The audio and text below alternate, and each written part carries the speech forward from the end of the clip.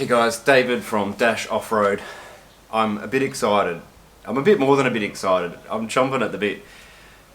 I'm 6 days away from picking up my new Y62 Patrol Series 5 TIL in Hermosa Blue.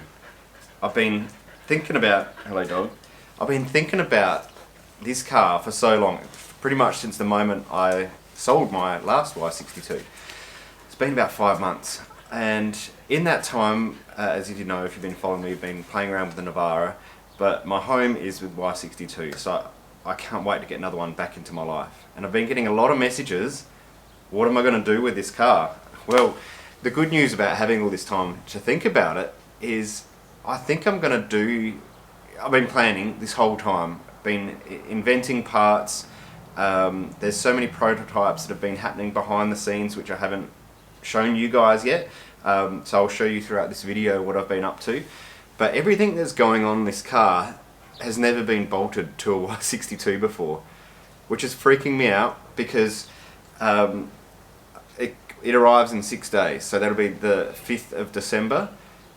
We're leaving for our pilgrimage to Land Cruiser Mountain Park on Boxing Day, so I've got like 2 weeks or so, 2.5 weeks to get it all built.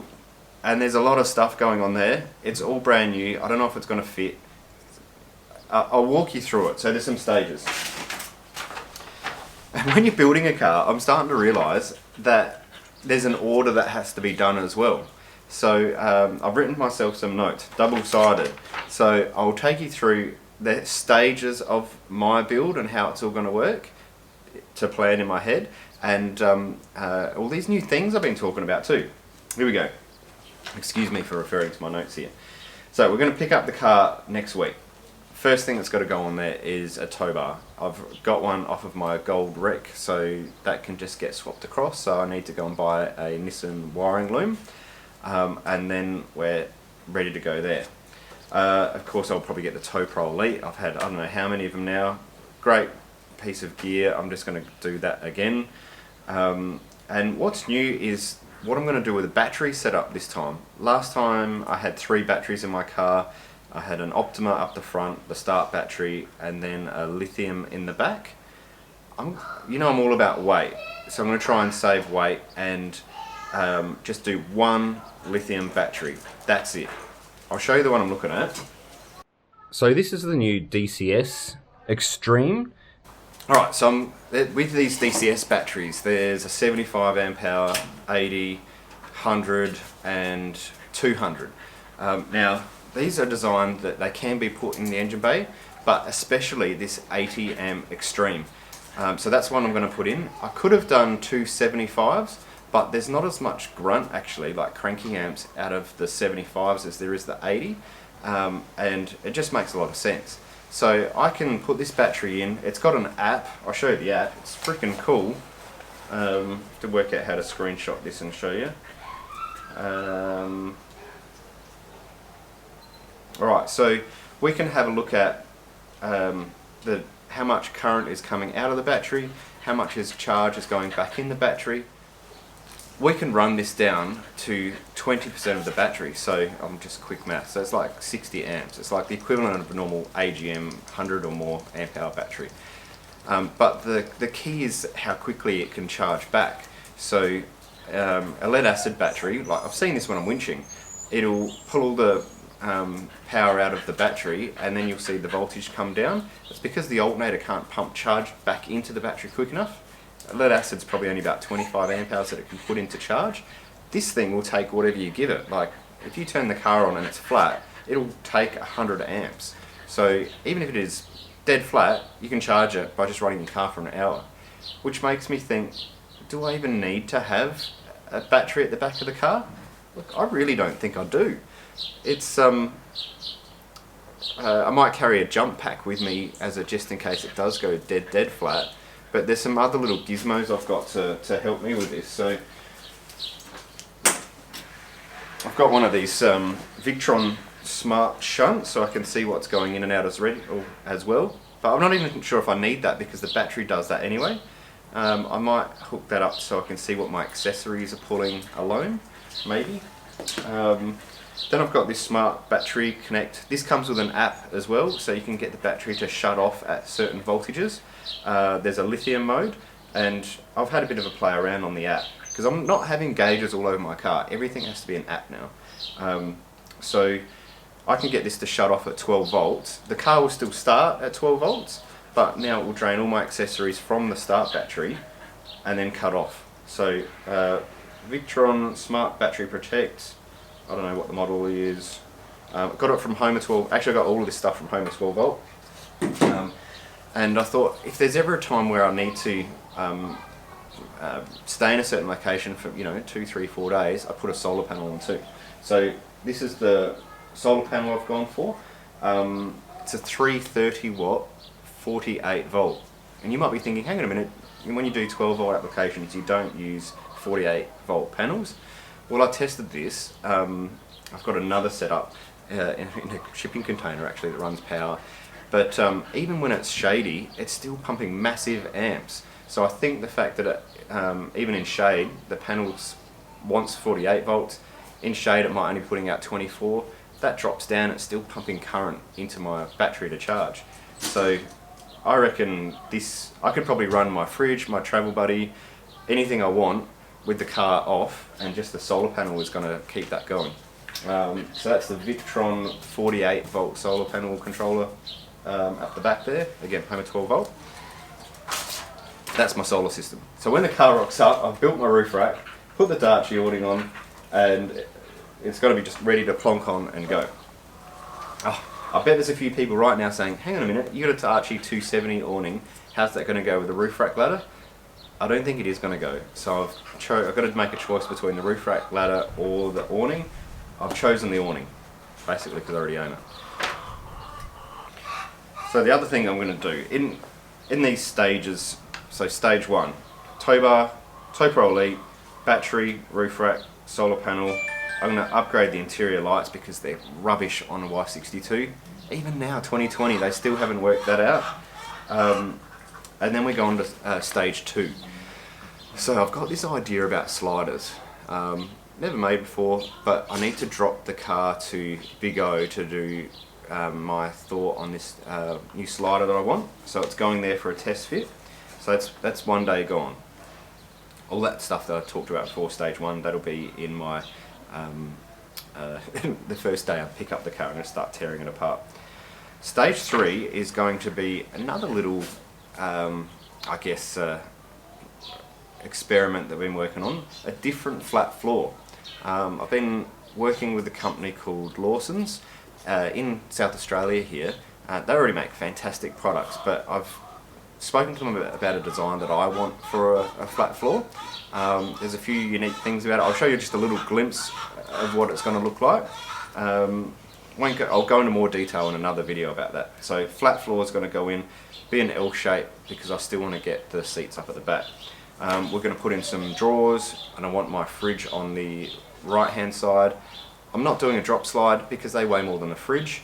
I'm just going to get one of those, it's a Dometic drawer fridge. It's only 30 litres, but to be honest I usually go over the caravan. I just need enough for a couple of drinks, lunch for the family, that sort of thing. And then a drawer system on the passenger side, and I'm still going to be able to put the third row up in the passenger side, so it's a short drawer system on the left. Again, I'll show you more about that later, but that's being made as we speak into our gold wreck car. So when my car arrives, we can take it out of the gold car, put it into the blue car, because we haven't got much time. Alright, we move into stage 4. This is where things get pretty serious now. The car gets sent to Steve Allen's, and all sorts of stuff are going to get thrown at it. Suspension wise, I'm not going to use the traditional suspension because I've been developing some suspension over the last 12 months actually. We're up to our 3rd prototype now, and I'll give you a quick sneak peek at it. You'll notice there's a few things that we've overcome with this. So we're trying to have a guard for the CV boots, and also we've changed some of the geometry of where the bottom of the shock mounts, and we've raised the bump stop as well. Now these aren't commercially available. We haven't done any testing, ADR stuff. We haven't gone down the GVM upgrade, so like don't think that this is a commercially available product. Maybe one day, but not yet. It's just my little experiment. But we're going to try and throw these on in time for Land Cruiser Mountain Park, and then yeah, we'll do coils at the back. We've got our new dash upper control arms, and the smart people in the room will know that they're road safe ones, but we just want our dash branding on there. So that's going to happen. Wheels, holy moly. I found this, actually Matt helped me find this amazing Simmons wheel, plus 20 offset 20s. I cannot get this stupid thing to fit. It's going to need like 15mm wheel spaces. I'm trying to think whether I can shave the back of it, shave the caliper. I don't think either of them are going to be an option, so I may have to get a different wheel. Very frustrating. And tyres. So I ran Mickey tyres, heaps of different sets on my last Y62. Traction was amazing, but I did pop them regularly, and they're not cheap things to pop, so I'm probably going to try something different. I went for Nittos on my Navara. They've stood a few trips of punishment. Still jury's out, but they're looking pretty good. One tyre I haven't tested is the Kumo mud terrain. I've actually got mixed terrain on my Hilux, but so I'm going to try the mud terrains. I've never had muddies before, so going up to Land Cruiser Mountain Park last year it was wet as, so I thought this is probably the time to try a muddy. I'm still undecided if I'm going to go. It'll be 35s for now, but whether it'll be on an 18 or 20 inch rim. And I know 18s will perform better, but I want 20s. We'll see what happens. Exhaust. So, big fan of the AVO exhaust. I've had it before, so I'm kind of tempted to try maybe the Bow Desert. Or I heard one at Steve Allen's the other day, full headers, which I didn't really like until very recently when I heard these pacemaker headers with full system. When you have throttle and then come off throttle, it almost gasps. It's like the most amazing noise. I may even go that way, we'll see what happens. But at the moment I've got a spare Manta exhaust, which I've never even heard before. So it came on this wreck car, so I'm just going to throw it on and see what that sounds like. Front locker, if Harrop bloody deliver their front lockers in time, we'll try and get a front locker into this thing. Of course we'll put a Predator bar on the front and airbags, and this time I'm going to go with the onboard air. So there'll be poly airbags, but then the Airbag Man onboard air, and you know that little, you've got your two cup holders, and then there's like a Red Bull size cup holder. I'm going to try and put the gauge in there for the what PSI the left and right airbags is. Sorry about the plane going over. And then two buttons right next to it so I can raise or lower the airbags from in the cabin. Like I'll probably do a long range tank later on. So as you're using or pumping fuel to the front, you want to take air out of the bags. So you can do that while you're driving. I think that's really cool. That's stage 4. That's probably the biggest and trickiest one. Stage 5 is to go back to get the sliders. So you know how I said I got 2 weeks? Day 1 is at Big O. Day 2 is at Lawson's getting the drawers and flat floor fitted. Then a week at Steve Allen's. Hopefully he can fit me in. I've got a feeling he's going to fit me in between sort of 6 PM and midnight each night. Then we go back to Big O for stage 5 to fit the sliders, and these are a new design you haven't seen before. I reckon they're going to look awesome. Stage 6 is the electrical. I'm going to need some help with this, so I'm going to pull in a mate, and that's when I'm going to do the second fix of the tow pro elite. All the other cabling through the car, power to the back, the fridge, get the spotties. Oh, I forgot to tell you, we have another prototype coming. It's for the roof rack, and it's brackets to make an integrated light bar. It's a 48-inch curved slimline light bar that goes around the top, doesn't interfere with the sunroof, and also doesn't raise the height of the roof rack either. So I'm going to be putting that one on and wiring it up. Then of course, yeah, sorting out the little things like we'll get a locker override kit. That's when we're fitting the actual tow bar loom. I'm keen to see, I'm going to not do the LED integrated light on the Predator bar because I'm going to go the accessory bar. I already own 2 Nava lights, but I'm going to see if I can get 3 or maybe even 4 Nava lights across the front of that nudge bar. I think that's just going to give it a great look. So there's going to be plenty of lighting, put it that way. And then the last thing is stage 7. Will probably be done on Christmas Day. All the little tidying up bits, I'll put some puddle lights in, and I don't know, whatever else I've forgotten basically. So that's my car. That's how I'm going to build it in 2 weeks essentially and get it out. There will be more later on. There's more suspension things I want to do. I'll probably go 37s and diff gears later on, but I'm going to run around with it and test this other suspension out for a good 12 months and see how it goes.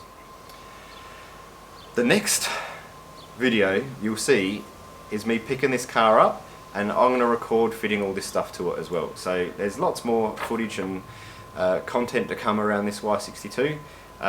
Really enjoy all the messages you've all been sending me, and yes, so happy to get back into a Y62, and Land Cruiser Mountain Park is going to be a cracker. So that's I think January, I can't remember the date. Alright, thank you once again, and I'll see you next time on YouTube. Yeah.